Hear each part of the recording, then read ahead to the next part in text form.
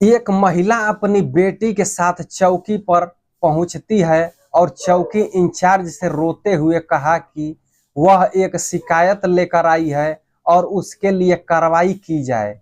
जब चौकी इंचार्ज ने पत्र को देखा तो उसने पाया कि उसमें दो नाम थे।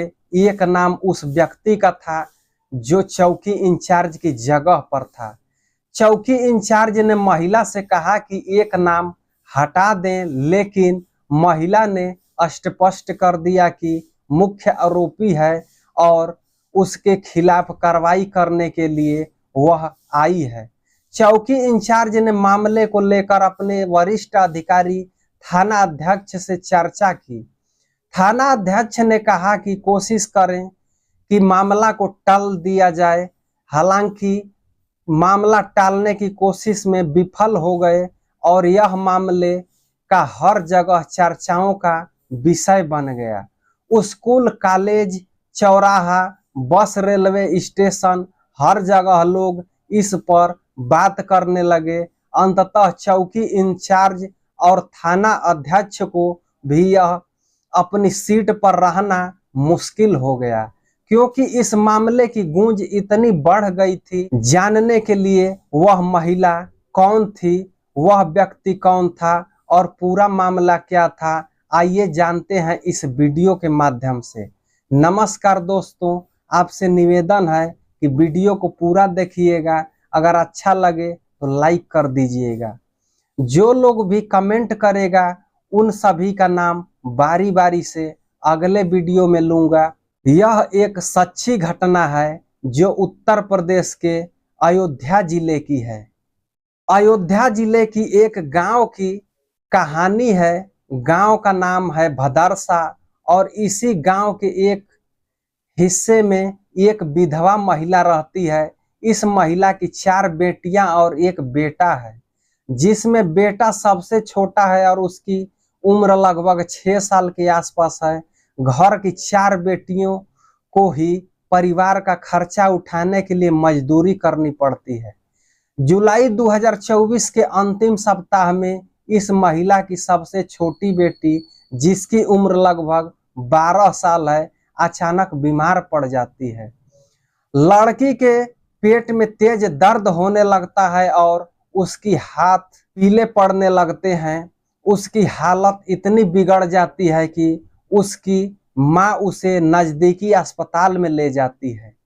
अस्पताल में डॉक्टरों को देखकर ऐसा लगता है कि वे भी लड़की की स्थिति को लेकर चिंतित हैं।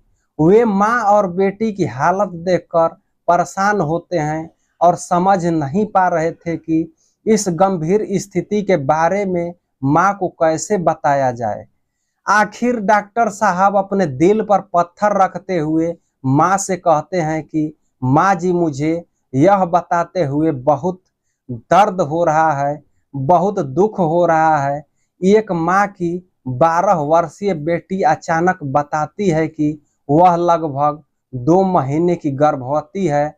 यह सुनकर माँ की दुनिया हिल जाती है, क्योंकि उसके पति की 2 साल पहले मौत हो चुकी थी और वह अकेले ही परिवार का पालन पोषण करती है। माँ हैरान और परेशान हो जाती है, खासकर जब उसे पता चलता है कि उसकी बेटी के साथ कुछ गलत हुआ है।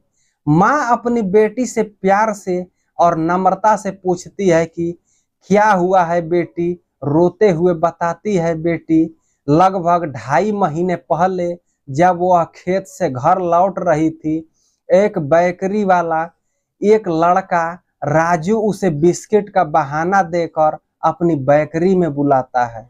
वहां उसे बिस्किट के साथ कुछ ऐसी चीज दी जाती है जिसे खाने के बाद वह बेहोशी हालत में चली जाती है।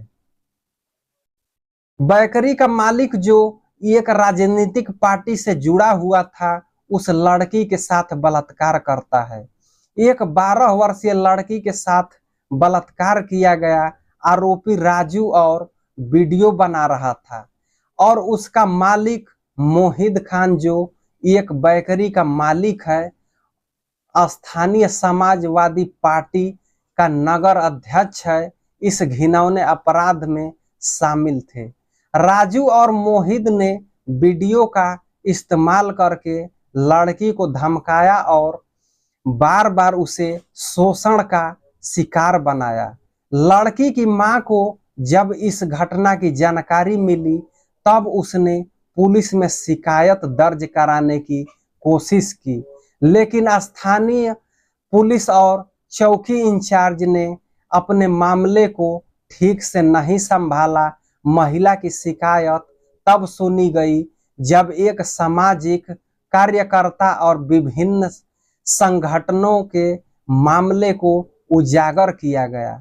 हंगामा और मीडिया कवरेज के बाद मामला बड़े पैमाने पर उठाया गया और अधिकारियों को मामले की गंभीरता का एहसास हुआ। अमित सिंह ने परिवार से संपर्क किया और मुख्यमंत्री योगी आदित्यनाथ से मिलने का समय मांगा। मुख्यमंत्री ने 2 अगस्त 2024 को समय दिया। जब पुलिस को पता चला कि परिवार मुख्यमंत्री से मिलने जा रहा है तो कई घंटे में नहीं होने वाले काम मिनटों में शुरू हो गए। आरोपियों का राजू और मोहित खान की गिरफ्तारी भी शुरू हो गई और चौकी इंचार्ज और थाना अध्यक्ष उन्होंने नाम बदलने की बात कही थी, सस्पेंड कर दिए गए। इससे पुलिस विभाग में हड़कंप मच गया। मुख्यमंत्री योगी आदित्यनाथ ने विधानसभा में इस मामले को उठाया और बताया कि मुख्य आरोपी का समाजवादी पार्टी सपा से लिंक है और वह सांसद की टीम का हिस्सा भी है। उनके बयान के बाद मामला सोशल मीडिया पर और इलेक्ट्रॉनिक मीडिया में चर्चा का विषय बन गया। प्रशासन सक्रिय हो गया और दोनों आरोपी की गिरफ्तारी के साथ ही उनकी संपत्तियों की जांच शुरू कर दी गई। बलात्कार की घटना वाली बेकरी अवैध पाई गई और बुलडोजर से उसे नष्ट कर दिया गया। इस प्रकार प्रशासनिक कार्रवाई में तेजी आई और इस मुद्दे पर व्यापक ध्यान केंद्रित हुआ। समाजवादी पार्टी के प्रमुख नेता अखिलेश यादव ने इस घटना की गंभीरता को मानते हुए डीएनए टेस्ट कराने की बात की है और साथ ही आरोपों की सत्यता सुनिश्चित करने के लिए कड़ी कार्रवाई की बात की है। उनका कहना है कि केवल सही सबूतों के आधार पर ही न्याय होना चाहिए और यदि डीएनए रिपोर्ट झूठी होती है तो संबंधित अधिकारियों के खिलाफ भी सख्त कदम उठाए जाएं। इस मामले में शिकायत भी बढ़ चुकी है और कई प्रमुख नेता जैसे मायावती, राहुल गांधी और अन्य पार्टियां इंसाफ की मांग कर रही हैं। सभी का उद्देश्य है कि पीड़िता को जल्द से जल्द न्याय मिले और समाज में यह संदेश जाए कि बुरे काम का नतीजा बुरा होता है और किसी को भी बख्शा नहीं जाएगा। हमारी वीडियो का उद्देश्य किसी को परेशान करना नहीं है, किसी का दिल दुखाना नहीं है। हम बस यह संदेश देना चाहते हैं कि इस तरह की घटनाओं को लेकर समाज को जागरूक होना चाहिए। बच्चों को स्कूल और कॉलेज में गुड टच और बैड टच के बारे में समझाना चाहिए ताकि वे ऐसे घटनाओं से बच सकें।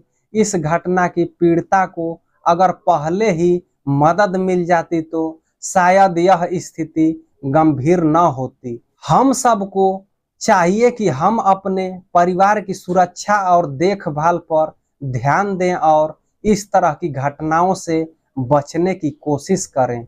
धन्यवाद दोस्तों।